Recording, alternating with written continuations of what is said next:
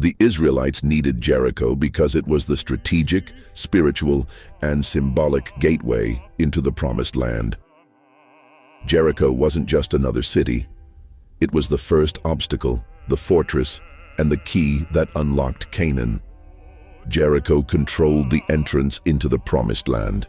Whoever held Jericho controlled movement east, west, and north-south across the region. Capturing it meant Israel could advance safely into the heart of the land God promised them. It was a heavily fortified military stronghold. Jericho's walls were massive and intimidating, the strongest in the region. It was the first major military barrier Israel faced. If Jericho remained standing, Israel would be vulnerable to counterattacks from Canaanite coalitions. Jericho was the first fruits of the land. As the first city conquered, Jericho was devoted entirely to God. No spoils were taken. It functioned as a tithe. This set the spiritual tone for the entire conquest. Its fall demonstrated God's power, not Israel's strength. The miraculous collapse of Jericho's walls showed that Israel's success depended on obedience and divine intervention, not military might. This built faith in the people and fear in their enemies. Jericho's fall fulfilled God's promise to Joshua. God told Joshua he would be with him as he was with Moses. Jericho's supernatural defeat confirmed Joshua's leadership. Rahab's rescue showed God's mercy to outsiders. Jericho wasn't only about conquest, it was also about redemption.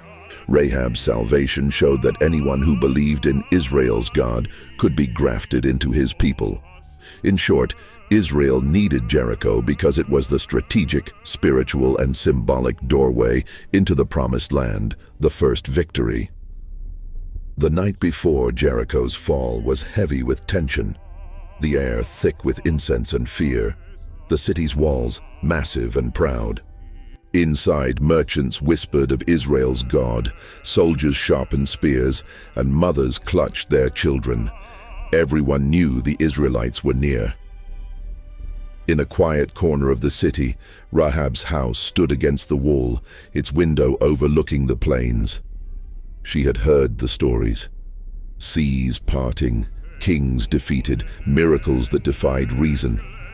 And though she was branded a prostitute, something stirred within her. When two strangers arrived at her door, cloaked and cautious, she recognized them not as customers, but as men of destiny. When two strangers arrived at her door, cloaked and cautious, she recognized them not as customers, but as men of destiny. Without hesitation, she ushered them inside. Moments later, the pounding of the king's soldiers echoed through the streets. Rahab's heart raced. She led the spies up to her roof, hiding them beneath bundles of flax, the scent of dried stalks filling the air. Down below, the soldiers demanded answers. "Bring out the men who came to you," they shouted. Rahab's voice was steady. "They were here," she said, "but they've gone. If you hurry, you might catch them." The soldiers stormed off into the night. "They were here," she said, "but they've gone. If you hurry, you might catch them." The soldiers stormed off into the night.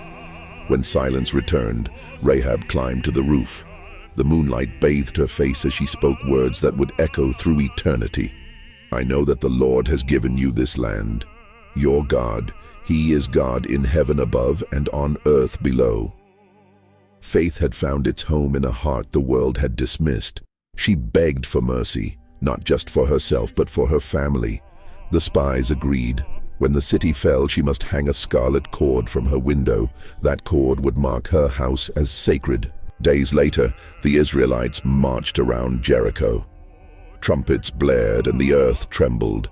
The mighty walls collapsed, all except the section where the scarlet cord fluttered in the wind. Rahab and her family stood untouched, saved by faith. She left the ruins behind and joined the people of Israel. In time, she married Salmon, bore Boaz, and became part of the lineage of King David, and ultimately, Jesus Christ.